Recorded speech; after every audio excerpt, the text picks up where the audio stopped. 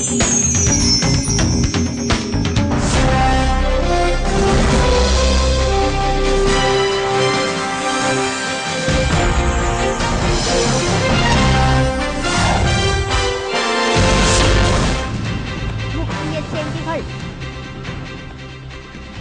ஆட்சியில் கட்டப்பட்ட புதிய தலைமை செயலகம் மருத்துவமனையாக மாறுகிறது. முதல்வர் ஜெயலலிதா அறிவிப்பு.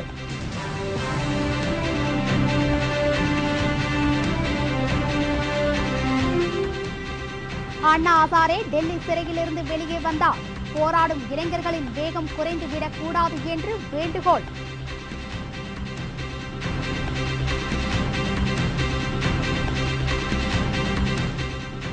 உயிரிழப்புகளை தடுக்க மின் கம்பிகளை தரையில் பதிக்க வேண்டும். சட்டமன்றத்தில் தேமுதிக வேண்டுகோள்.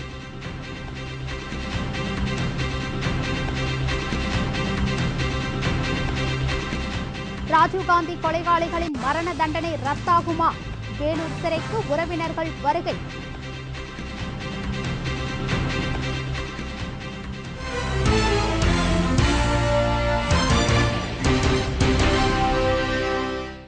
வணக்கம்.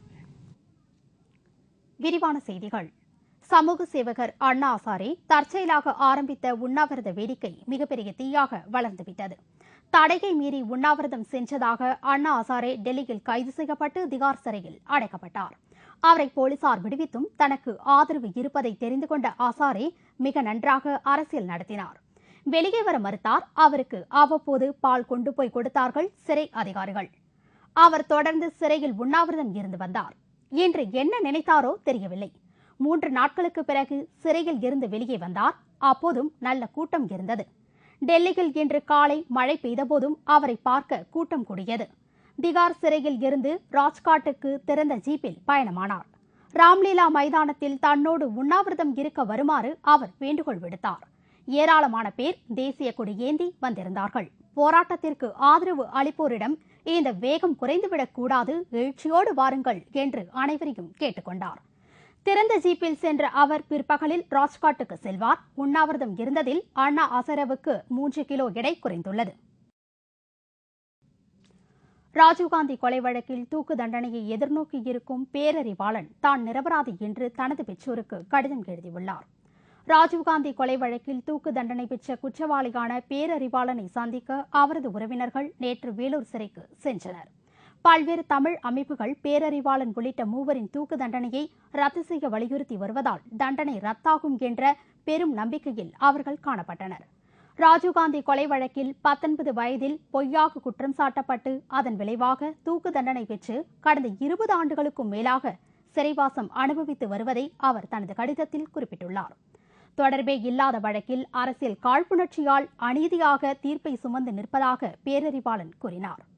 தொப்புள்கொடி உறவு என்பதால் இன உணர்வு அடிப்படையில் ஈழத்தமிழர் விடுதலை போராட்டத்தை ஆதரித்ததாகவும், எனவே தன் மீது தவறான குற்றச்சாட்டு புனைக்கப்பட்டது என்றும் அவர் தெரிவித்துள்ளார்.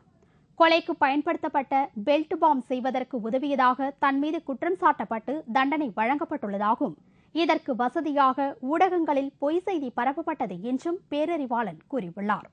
அந்த பெல்ட் பாம் செய்தவர் யார் என்பதை சிபிஐயால் இறுதி வரை கண்டுபிடிக்க முடியவில்லை. தடா சட்டத்தில் சிறப்பு தனி நீதிமன்றத்தில் இந்த வழக்கு விசாரிக்கப்பட்டதால் பல உரிமைகள் தனக்கு மறுக்கப்பட்டதாகவும், செய்யாத குற்றத்திற்கு வழங்கப்படும் தூக்கு தண்டனையை என்னவென்று சொல்வது என்றும் பேரறிவாளன் தனது கடிதத்தில் எழுதியிருக்கிறார். தரைக்கு மேல்புறம் செல்லும் மின் கம்பிகளால் ஏற்படும் விபத்துகளை தவிர்க்க மின்கம்பிகளை பூமிக்குள் அடிகள் கொண்டு செல்லும் முறையை அரசு செயல்படுத்துமா என்று விருகம்பாக்கம் தொகுதி தேமுதிக எம்எல்ஏ பார்த்தசாரதி சட்டப்பேரவையில் இன்று கேள்வி எழுப்பினார். தமிழக சட்டசபையில் இன்று கேள்வி நேரத்தின் போது விருகம்பாக்கம் தேமுதிக எம்எல்ஏ பார்த்தசாரதி தனது தொகுதிக்கு உட்பட்ட எம்ஜிஆர் நகர் உள்ளிட்ட பகுதிகளில் மேல்புறம் மின்கம்பி செல்வதால் அடிக்கடி விபத்துகள் நிகழ்வதாகவும், அதனால் விபத்துகளை தவிர்க்க மின்சார கம்பிகளை பூமிக்குள் அடிகள் கொண்டு செல்லும் வகையில் நடவடிக்கை எடுக்கப்படுமா என்று கேள்வி எழுப்பினார். அதற்கு பதிலளித்த மின்சாரத்துறை அமைச்சர் நத்தம் விஸ்வநாதன், தமிழகம் முழுவதும் பூமிக்குள் மின்கம்பிகளை கொண்டு செல்லும் நடவடிக்கைக்கு 406 கோடி ரூபாய் ஒதுக்கப்பட்டுள்ளதாகவும், சென்னை, மதுரை, கோவை, மேட்டுப்பாளையம் உள்ளிட்ட பகுதிகளில் முதற்கட்டமாக அனைத்து பகுதிகளிலும் இம்முறை நடைமுறைப்படுத்தப்பட இருப்பதாகவும் தெரிவித்தார். 30,000த்திற்கும் மேற்பட்ட மக்கள் வசிக்கும் பகுதிகளில் மட்டுமே இம்முறை நடைமுறைப்படுத்தப்படும் என்றும் நத்தம் விஸ்வநாதன் அப்போது குறிப்பிட்டார்.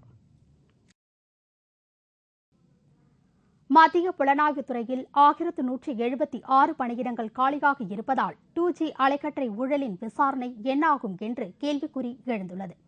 மத்திய புலனாய்வுத்துறை விசாரித்து வரும் 2200க்கும் மேற்பட்ட வழக்குகள் கடந்த 10 ஆண்டுகளாக பல்வேறு நீதிமன்றங்களில் தேங்கியுள்ளது. இதுபற்றி மாநிலங்களவையில் எழுந்த கேள்விக்கு பதிலளித்த மத்திய பணியாளர் மற்றும் ஓய்வு ஊதியத்துறை அமைச்சர் வி. நாராயணசாமி, சிபிஐயால் 1176 பணியிடங்கள் நிரப்பப்படாமல் காலியாக உள்ளன என்றும், சிபிஐயின் வழக்குகள் விசாரணைக்காக புதிதாக 71 சிறப்பு நீதிமன்றங்கள் அமைக்க இருப்பதாகவும் தெரிவித்தார்.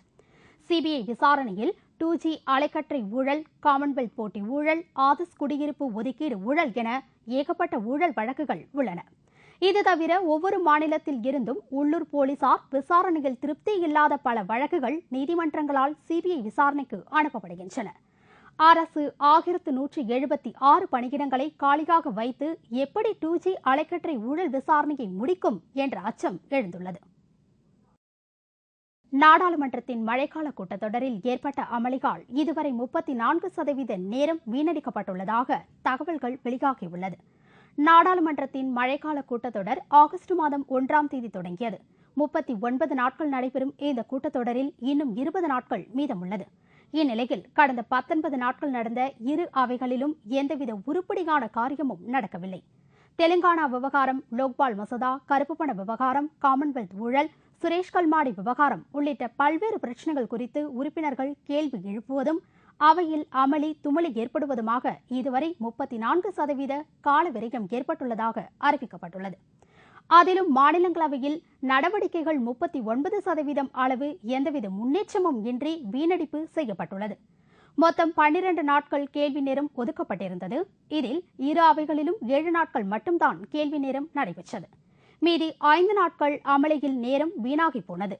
32 மசோதாக்கள் அறிமுகப்படுத்தப்பட்ட நிலையில் 6 மசோதாக்கள் மட்டுமே நாடாளுமன்றத்தில் தாக்கல் செய்யப்பட்டுள்ளது குறிப்பிடத்தக்கது. முன்னாள் பிரதமர் ராஜீவ்காந்தியின் பிறந்தநாளான இன்று நல்லிணக்க நாள் கொண்டாடப்பட்டது. முன்னாள் பிரதமர் ராஜீவ்காந்தியின் பிறந்தநாள் நல்லிணக்க நாளாக கொண்டாடப்படுகிறது. அதன் அடிப்படையில் தலைமை செயலகத்தில் உள்ள ராணுவ அணிவகுப்பு மைதானத்தில் வைக்கப்பட்டிருந்த ராஜீவ்காந்தியின் திருவுருவப் படத்திற்கு முதல்வர் ஜெயலலிதா மலரஞ்சலி செலுத்தினார். அவரைத் தொடர்ந்து தேமுதிக அவைத்தலைவரும் சட்டமன்ற எதிர்க்கட்சி துணைத் தலைவருமான பன்ருட்டி ராமச்சந்திரன் உள்ளிட்டோர் ராஜீவ்காந்தியின் திருவுருவப் படத்திற்கு மரியாதை செலுத்தினர். அதைத் தொடர்ந்து நல்லிணக்க நாள் உறுதிமொழியை முதல்வர் ஜெயலலிதா வாசிக்க அனைவரும் உறுதிமொழி ஏற்றுக் கொண்டனர். இந்நிகழ்ச்சியில் தலைமை செயலகத்தின் அதிகாரிகள் பலரும் கலந்து கொண்டனர். கடந்த திமுக ஆட்சியில் கட்டப்பட்ட புதிய தலைமை செயலகம் நவீன வசதிகளுடன் கூடிய மருத்துவமனையாக செயல்பட உள்ளது. தமிழக சட்டப்பேரவையில் 110ஆம் விதிகளின் கீழ் முதல்வர் ஜெயலலிதா இன்று ஒரு அறிவிப்பு வெளியிட்டார். அதில் கடந்த திமுக ஆட்சியில் கட்டப்பட்ட புதிய தலைமை செயலகத்தில் ஏ பிளாக்கில் புதுடெல்லி எய்ம்ஸ் மருத்துவமனையைப் போல் நவீன மருத்துவ வசதிகளுடன் கூடிய மருத்துவமனை உருவாக்கப்பட இருப்பதாக கூறினார்.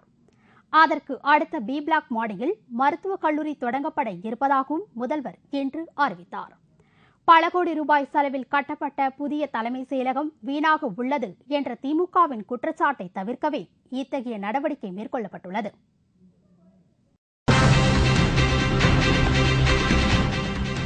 திருச்செந்தூர் முருகன் கோயிலில் விமர்சையாக நடைபெற்ற கொடியேற்றம், ஆவணி திருவிழா தொடங்கியது.